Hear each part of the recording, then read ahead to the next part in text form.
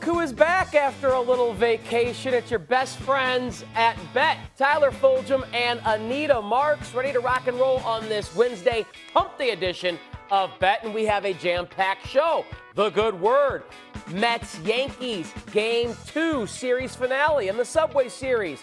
Sal Paolantonio dropping by live to talk about the Eagles. We'll have Diamond Dollars as well. Anita, I missed you, girl. How have you been? I'm great. Playing a lot of golf. I'm sure you love that, Tyler. Well, you know I love that. I'm doing my best to squeeze in a few rounds throughout the week in between travels. Can't wait to hit the links with you, but we got to get in a Wednesday edition of Bet. Let's get it started with the good word first and foremost. You know the drill here. I'm going to say a statement, and then you just use that big, beautiful brain of yours, and you tell me the first word that pops into your head and why that made you think of that word. So let's flash some vocabulary here. Let's start in the National Football League. Big news for the Tampa Bay Bucks, I should say, yesterday. They inked a deal with Julio Jones to bring him aboard. So Julio is 75-1 to win Comeback Player of the Year. Anita, what is your good word? Bench, as in he will be riding the bench. I mean, let's be honest. You really think, Tyler, he's going to start in front of Mike Evans? And oh, by the way, Russell Gage, to me, I know you and I are really big into fantasy. Russell Gage is a wide receiver that I want to have a common denominator on all 12 of my fantasy leagues. On top of that, you got Tyler Johnson, who Brady loves. You got Scotty Miller, who Brady loves. Harriman is a part of that wide receiving crew. So I think that Julio Jones is going to be kind of like that afterthought that, all right, let's bring him in when we're in the red zone. Let's see how many touchdowns he scores. But to win Comeback Player of the Year, no way. No way. Wow. I think we are on opposite sides of how we see this playing out because my word is grab. Yes, as in not grab some pine and sit on the bench. It's grab Julio at 75-1 because I think he'll make his fair share of grabs with Tom Brady as his quarterback. Julio Jones is going to the Hall of Fame, and I know he's not the 29-year-old Julio Jones that was one of the biggest terrors in the league a half decade ago. But there is still enough left in that gas tank from what I saw last season before he got hurt, and that is an issue sometimes with Julio. But teamed up with Tom Brady, look what Tom Brady did for Antonio Brown after he was out of the league. He looked like the AB of old. Look what Tom Brady did for Rob Gronkowski after he'd been retired from the Patriots. He looked like the Rob Gronkowski of old. Tom Brady will extract every last ounce of whatever is left in Julio. And at 6'3", still 225 pounds, and with the knowledge that he has, I think that he will get a lot out of Julio Jones. And I don't think Jones will be on the bench. I think he'll be at worst the number 3 receiver on this team behind a healthy Mike Evans and a healthy Chris Godwin. So I would grab it at 75-1 because I don't think that price is going to be there very long. All right, I like the way we started there on opposite sides. Tyler, you had me at energy. You had me at injury. Come on, the dude, it's not 16 games anymore. It's 50, it's 17 games now. There's just no way. Not only is he not going to get enough playing time, but also there's going to be load management. And without a doubt, at some point in time, he's going to get injured. Sorry, Tyler, I disagree. I think the injury is the concern, but I think he'll get all the playing time that Tom Brady demands that Julio gets, and I think Brady will demand that Julio's on the field. All right, let's move to Patrick Mahomes. Maybe we can come to some agreement here. Patrick Mahomes right now is 8-1 to win the league MVP, something he did just his second year in the National Football League. What's your good word? Pass, as in not quarterback pass, like I'll pass on that. Listen, as we know, Tyreek Hill no longer there, right? He's in Miami with Tua. On top of that, Pringle and Robinson are both gone. Who's added? MVS and Juju Smith-Schuster. What did they do for their previous teams in Green Bay and Pittsburgh? Not a lot. On top of that, and I buried the league here, defenses have found out how to play coverage against Patrick Mahomes. Of course, that's too high coverage. So I'm going to pass here with all due respect. Love Patrick Mahomes. Again, want him on my fantasy football team, but there are some, Christian, you've got a number of players out there that I think, of course, like Josh Allen, a number of players that I'm higher on than, of course, Patrick Mahomes. Yeah, I agree with you that right now I am passing, though I will say this. The word is narrative because I'm concerned that voters will come up with the narrative if the Chiefs win that vaunted AFC West that, look, he doesn't need Tyreek Hill to have this team win the hardest division maybe the National Football League has ever seen entering a season.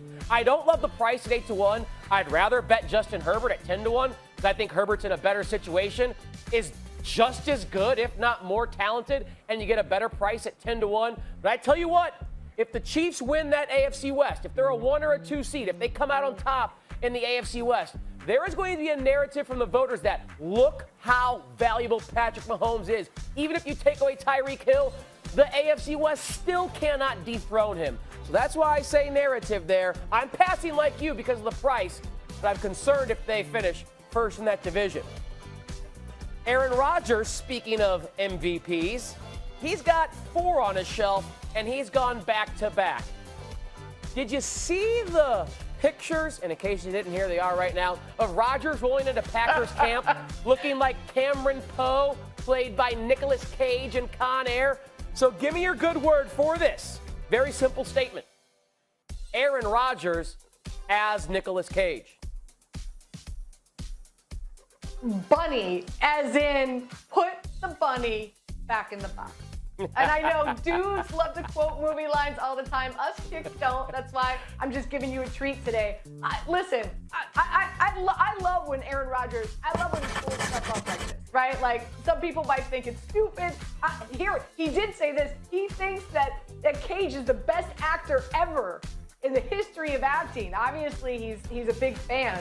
He's willing to mimic him, but yeah, just put the bunny back in the box, Tyler. Fantastic call there to Con Air. I don't know what you think of my bunny that I drew, but I'm not artistically inclined. Our producer said it was pretty good. I think he's just being nice, so I stay on track here. I'm just going to write the word talent because all I see right there in that picture is massive talent. One's a football player, one's a method actor. Both have massive talent. If you haven't seen The Unbearable Weight of Massive Talent, Nick Cage's kind of self-deprecating drama, comedy thriller that he threw out last year. I watched it on the plane home from Chicago this weekend, and it was actually pretty legit. But I love old 90s Cage flicks like Face Off, Con Air, and The Rock. Those are some of the best from my childhood, no doubt about it. Talent is the word that you see on the screen there. I take Nick Cage over Tom Cruise, and I take Aaron Rodgers over Tom Brady. At me later. All right, finally, let's get to Major League Baseball. Ooh. Aaron Judge, plus 240 to break the Yankee single-season record of 61 home runs by Roger Maris. I think he had another dinger last night. So yeah, he's on pace for right around 62. He's got 38 on the year, about 100 games into the season. Plus 240 to break 61. What's your good word? Objection. See what I did there with Judge? I am not playing this. Listen, he's got 9 home runs on the season so far in July, and that's some regression. He was averaging prior to that 11, 12 each month. On top of that, let's take a look at this team as a whole. They've got a monster lead, right, in that American League East. You got to think as the season continues, and this is a team that is destined to win a World Series, we're going to see some load management. On top of that, I think a lot of people forget Aaron Judge is 30 years old. He does have a history of injury, so I think the Yankees are going to be really, really careful here. Also, their schedule gets a lot more difficult the second half of the season. They got 6 games against the Seattle Mariners. So I am not playing this. I'm staying away from this. I'm not playing this at all. I'm with you here. Again, we got back on track after our Julio Jones gripe with one another, but I'm with you here. I think it's a stretch that he breaks Maris's record, as great as he's been so far this season. I am concerned, like you, that a minor injury puts him on the 10-day IL. Of course, you could go through a minor week or 2-week-long slump where you don't hit a dinger, only hit 1 or 2, and that sets you off course. He's hot right now, so it looks like he could easily get there, but he's going to go through a stretch where he goes 2 for 20 or something like that. That's just baseball, especially as we get to the dog days of summer. So it's a stretch that he tops Maris's record. Therefore, I'm going to pass objection on that particular wager. All right, good stuff there and the good word. Let's stick with Aaron Judge and the Yankees, though, because the Subway Series concludes tonight in Citi Field, or at Citi Field, I should say. And it's going to be a tough tough test for Judge and this lineup. Of course, Giancarlo Stanton is on the 10-day IL, and here comes fire-breathing dragon Max Scherzer on the bump for the Mets as they try to complete the 2-game sweep. You see right there that the Yankees are pretty significant underdogs because of the pitching advantage and a very low total of 7. Anita, how are you looking to play this game tonight at Citi Field? Well, I played it a plethora of ways last night. I'm going to take that house money, and I'm going to do it again tonight. So I'm taking the Mets on the run line at plus 120. I'm going to take them in the first 5 over 2.5 runs. Also, I like them over 4.5 runs total as well. Herman, I think, is going to be on a short leash. Don't forget, this is his second start coming off the IL. His first start was against the Astros. I want to say he only went 56, 58 pitches, something like that. Meanwhile, Max has been dynamite in July. A 1.78 ERA, 39-2 strikeout walk ratio in July. As you said, no Stanton. Don't forget Michael King, the setup man, is going to be out. And I think that the Yankees bullpen is pretty taxed. They go over 3 innings per game. So I love the Mets tonight, especially with Max Scherzer on the bump. Well, that is exactly how I'm going to approach this game. Lean into the dominance of Max Scherzer. We know the Yankees crush right-handed pitching, one of the most powerful lineups in all of Major League Baseball. I can see Scherzer getting hit for a couple of solo home runs, but it's his birthday. Happy 38th, Max Scherzer. I got a same-game parlay with Scherzer recording more than 18.5 outs, so he pitches at least into the 7th inning and records an out there, and then he goes over 7.5 Ks. Scherzer, since coming off the IL, has made 4 starts. He struck out at least 8 in all 4 of them, and he's averaging close to 10 per start. And pitching in the 7th inning is something Scherzer loves to do, especially in games that matter. And boy, would the Mets love to complete this 2-game sweep of the team that's been the best in Major League Baseball all season. On his birthday, by the way, Scherzer has pitched 4 times, has an ERA that is like a microscopic number above 1, and he struck out 36 batters in like 25 innings. His whip is well below 1.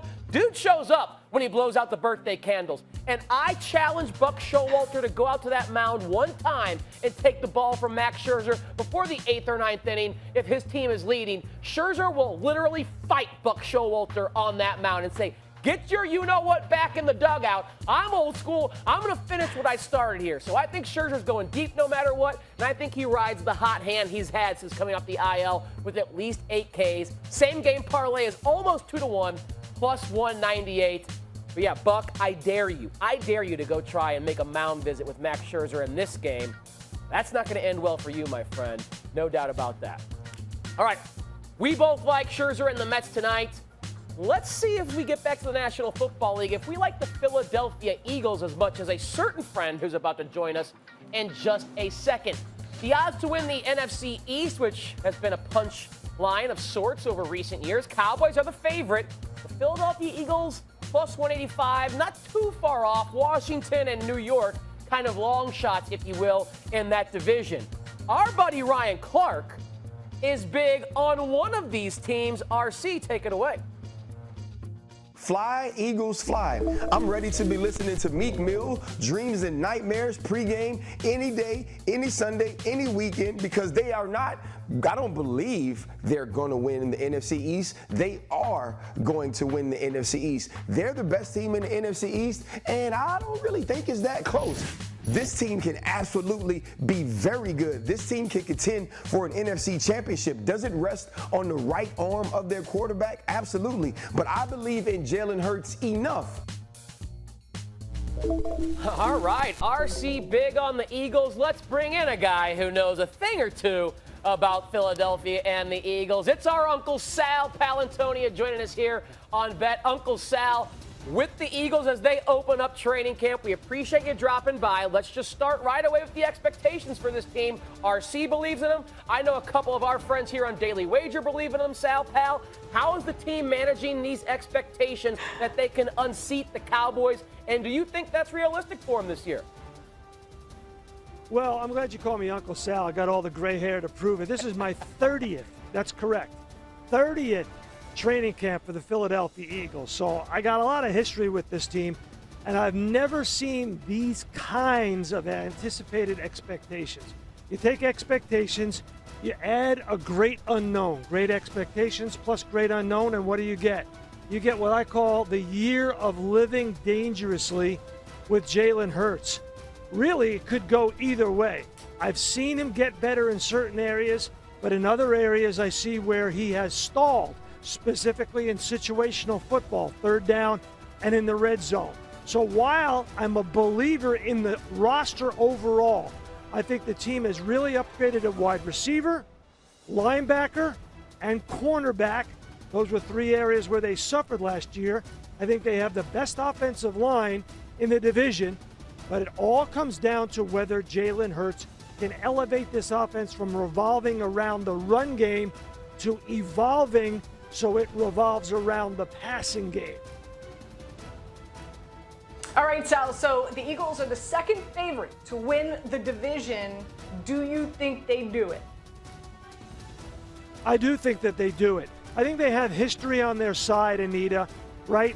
The Cowboys haven't won or gone to the playoffs back-to-back in 15 years, 2006, 2007. The last team to win the NFC East in 2 straight years was the Eagles, 2001 to 2004, when they won 4 years in a row. So history is working against the Dallas Cowboys to both repeat as division champions and go to the playoffs for 2 straight seasons. And I do see the Eagles elevating themselves, overtaking the Cowboys, specifically because they will score more points out of the passing game. Remember, they scored over 400 last year. If you look around the NFL, if you score over 400 points, you do make the playoffs. It's the 500-point teams that advance. Cowboys, Bucks, Rams, all 3 of them scored over 500 points, and all of them won their division last year. And that's what the Eagles have to do to supplant the Cowboys. Score over 500. As we know, points come out of the passing game, and that's what they have to do, elevate their passing game so they get enough points to supplant the Cowboys in the NFC East, and I think they'll do that. It's music to my ears, Sal. Fly, Eagles, fly, my friend. Thank you so much for joining us on Bet. Thank you, Anita. So, Tyler, as you said, some of us here on Daily Wager Bet, we agree with Sal, and nobody bigger than me, right? I mean, I've been singing "Fly, Eagles, Fly" for quite a while now for a number of reasons. Let's look at Sirianni for a second. The first 7 weeks, or I should say 6 weeks of the season last year, this was an Eagles team. They threw almost 70% of the time, especially on first down, and it really takes some chutzpah, as some of us like to say, to really change your offensive mindset mid-season. In week season, they went to only passing the ball about 40% of the time and really opened up this offense big time for Jalen Hurts, as we heard Sal talk about. Right, a lot is going to come down to his play. Now they add A.J. Brown. They've got a top offensive line, top defensive line. They've got a lot of depth. We've talked about it on the show before. I love that they drafted Jordan Davis. I had a few scouts tell me that they felt that he was the best player in this draft. So I am lock in step with Sal Paolantonio. I love this Eagles team. I think they win the division as well. They would be my pick as well. I'm not, so confident in them that I'm going to, because I think Dak Prescott is still the best quarterback, even if we see improvement from Jalen Hurts in this division. But I do think they have the best roster in this division. So if you made me pick a winner, I would pick them. Real quickly, Uncle Sal, 30 years doing it with the Philadelphia Eagles. I mean, the guy ages like a fine Chianti, and I tell you what, his information and analysis gets better and better each and every year. So kudos on 30 to Uncle Sal. Can't wait to chat with him throughout the rest of this season, whether it's Eagles or other teams in the National Football League. I have a couple of props, Anita, and it's Devontae Smith and Jalen Hurts. I'm going to play over Devontae Smith and his receiving yards. It's down to, let's start with Jalen Hurts first. Jalen Hurts, 700 rushing yards. Last year, he went over this threshold. He averaged 52 rushing yards per game and 9.3 attempts per game. And even though Uncle Sal, which I believe, because they brought in A.J. Brown, is telling us that they want to throw the football more, Hurts is the type of guy, I think, still at this point in his career, if he doesn't get his first or second read, he will tuck and run. And that is a weapon. Plus, I don't think Nick Sirianni is going to deviate completely from designing a few runs for Jalen Hurts, because he is so good at that and because the offensive line is still the strength of this offense. They can pass block, but their strength is run blocking for Jalen Hurts, Miles Sanders, and that bevy of backs. So I think as long as he plays 17 games, his average last year of 52 yards per game would equal almost 900 rushing yards. And when you're getting almost 10 attempts per game and you're a quarterback who can get out and create 9, 8, 10 yards per carry, I think Hurts, 700, even though it's big, almost Lamar Jackson, I think that's still his strength, despite what they're trying to do to get his right arm going. Speaking of that right arm, his top target last year was Devontae Smith. And now Smith is kind of the Robin to A.J. Brown. A.J. Brown is certainly the alpha.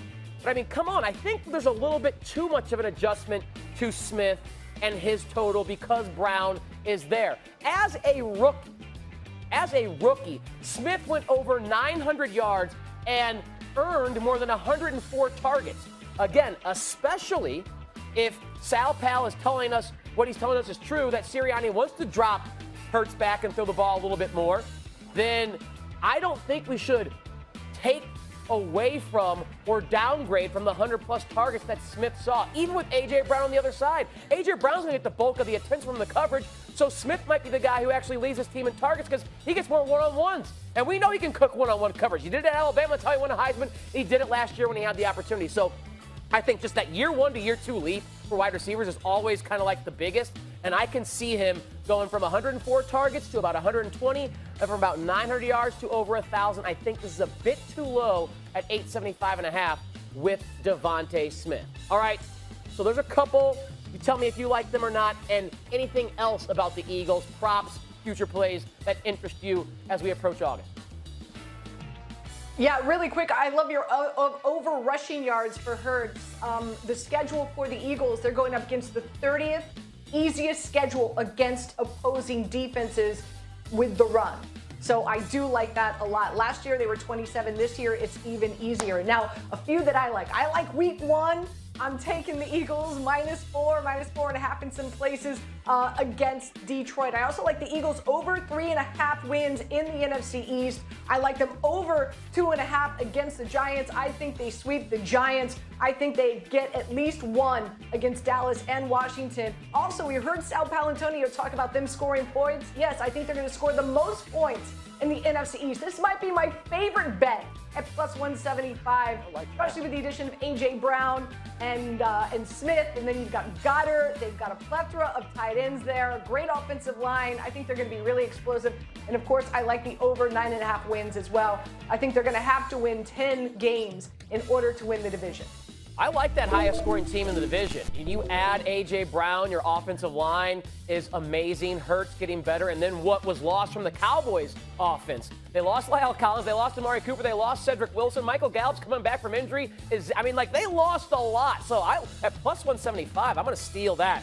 Anita Marks, thank you, because I had not seen that in the market. I love that price for something I think is maybe better than a 50-50 proposition there. All right, Anita, we mentioned we like to hit the links. And after watching the 3M Open last week, kudos to you on Tony Finau, the outright winner. Hat tip to you. I'll be paying you at the 19th hole for your win in that match play that we had. But we have the Rocket Mortgage Classic up in Michigan this week. Par 3, you know the drill. Your 3 favorite plays can be anywhere in this tournament, anything you like. You're on the tee box since you had the winner with Finau last week. How you playing the Rocket Mortgage, Anita? All right, let's start with the top 20, and I like Kisner today, heading into, of course, tomorrow. Finished in the top 20 at the Open. On top of that, Data Golf gives him a 60% chance of making the cut, and I think he's going to do just better than that. The 2 metrics that really matter on this track are putting, and his flat stick has been terrific all season long. Also, his last 24 rounds, he's top 5 in 5-par scoring. So Kisner to finish in the top 20. I also like McNeely to finish in the top 10. This is a course that really fits his game to a tee. Driving distance is another metric that's important. He's 43rd, 32nd in putting, and he finished in the top 10 here already on this track in Detroit. So I expect him to do it yet again. And last but not least, my winner, I'm going with Cam Young. His father works at my favorite golf course here in the New Jersey, New York area. at Sleepy Hollow, and so I'm rooting for him. Listen, he's been a bridesmaid, 3 times already this season? It is time for him to get his first win. And again, another course that sets up really beautifully for him. He's long off the tee. His last 24 rounds, he's first in strokes gained off the tee and tied for 21st in putting as well. So I'm rooting for him. He's a really good guy. He's a local guy here, and he has everything in his bag to win on this track, Tyler. Yeah, I love the plays. Kisner is a horse for this course. You know, he always says, there's courses I like and I feel like I can contend at. This is one of them, and he's fared well here. I think 3 straight top 20s for Kisner. Maverick McNeely, spoiler alert, going to be in my daily fantasy lineup that I'll unveil 6 Eastern on ESPN2 on Daily Wager. And Cam Young, I think, might be the most popular fantasy play after what we saw him do at the Open. I'm going to start my par 3 plays with another bomber like Cam Young. It's Chris Gatterup. And you may not know Chris Gatterup, but at plus 140 to finish inside the top 40, I think that's a name you need to consider. Spoiler alert, he'll be in my lineup as well. Gained 7.5 strokes from tee to green last week at the 3M Open. He's one of the longest hitters in this field, and I think because this course has like no water, like we saw last week, length will be a benefit off the tee, and Gatterup has it in spades. His tee to green game is amazing. If putts are falling, he'll score well. You need to score well to win at this event. Ju Young Kim is a guy who crushed on the Asian Tour, has come over to the PGA Tour and made, I think, 8 starts, made the cut in 6 of them. Top 20 at plus 240 for J.H. Kim, Ju Young Kim. This dude is about to be a star, I think, on the international level on the PGA Tour. He made 5 of 6 cuts on the tour since coming over. He's been top 26 in 4 of those 6 events. And a couple of them have been top 20, including a 3rd at the Scottish Open, which was obviously a very deep field as a lot of those golfers then went over to the Open Championship. So you may not know the name J.H. Kim, but Ju Young Kim, I think, is one of the most talented golfers in this field. And you're getting a great price on him to finish inside the top 20 at plus 240. Finally, we know Patrick Cantley is the highest ranked golfer in this field. He's the overwhelming favorite, like 8 to 9 to 1 to win. I don't want to lay that kind of juice on Cantley, so here's a more creative way to get a better price on a guy who is the best golfer in this tournament, and that's him to be the first round leader at 16 to 1. Cantley usually starts tournaments fast. He's 6th on tour in first round scoring average this season and has the 3rd best first round scoring average in this field behind only Matt Kuchar and Russell Henley. So hopefully he starts fast on Thursday. He can go wire to wire if he has that lead, but I'm banking on those good Thursdays we've seen from Cantley throughout this season. 16 to 1 to be our first round leader at the Rocket Mortgage Classic. All right, a couple minutes to wrap it up here on Bet. We'll go back to the diamond and try to earn some dollars. We don't really have the time. Even if we did, we wouldn't show you what happened a couple weeks ago last time we gave our Diamond Dollar plays. It was a bloodbath. Absolute bloodbath. So Anita's now below 100 at $92.09. I am creeping dangerously, perilously close to $100. I'm at 110. I don't know how many you got here today trying to bounce back, but let's hope for a good Wednesday on the diamond. Anita, real quickly, what you playing on Wednesday night? All right, I'm putting $10 down on the Orioles on the money line. Great comeback last week. They're at Camden Yards. That fan base is rocking. They are still trying to get into the postseason, so they are making a great effort, and Tyler Wells is on the bump, and I love their bullpen. I'm also going to go $10 on the Blue Jays and $10 on Gossman getting the win. The Cards have Wainwright going tonight. He's got a 4.81 ERA on the road. His last game, he gave up 7 runs against the Reds. Toronto, 3rd best team in Major League Baseball in runs. They've got 468 on the season. So I'm spending $30 tonight. Not my typical plethora of plays. I'm being conservative, but these are my favorite 3. Yeah, it's a Wednesday travel day, so it's actually kind of a light slate tonight. We have one of the exact same plays. That's Gausman to earn the win against the Cardinals. You said it. Wainwright far inferior on the road, plus still no Goldschmidt and Arenado, the 2 best players by far for Gausman to have to go through in that lineup. So I definitely like the Blue Jays to win big like they did last night. And then I talked about it, Max Scherzer. I expect him to go deep into the game against the Yankees, and I expect him to rack up at least 8 Ks like he has done in all 4 starts since returning off the IL. I'm risking $10 on each wager. Obviously a much bigger return on that same game parlay with Scherzer, but you heard why I like that tonight. On his birthday, Scherzer's been dominant. Good luck taking him out, Buck Showalter. Another great bet in the books.